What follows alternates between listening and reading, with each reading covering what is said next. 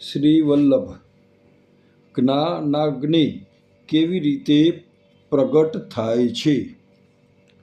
જીવ પોતાના અસલ સ્વરૂપને ભૂલી ગયો છે.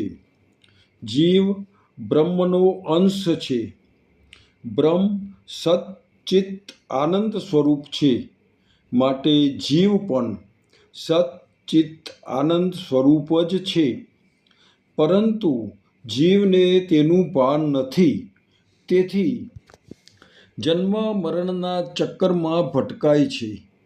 જીવ બ્રહ્મનો અંશ હોવા છતાં, મુક્ત હોવા છતાં માયાના વશમાં આવી જઈને બુદ્ધુ થઈ ગયો છે.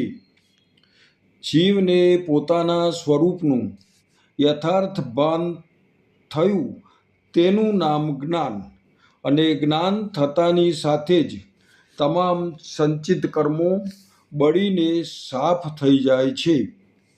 જીવને સ્વરૂપનું જ્ઞાન થવું બહુ મુશ્કેલ છે. તે તો કોઈ સમર્થ ગુરુ મળે તો જ જ્ઞાન પ્રાપ્ત થાય.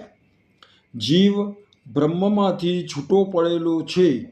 તે જગતની માયાના સંપર્કમાં અવિદ્યાવશ મલિનતાને પ્રાપ્ત કરે છે. જય શ્રી કૃષ્ણ.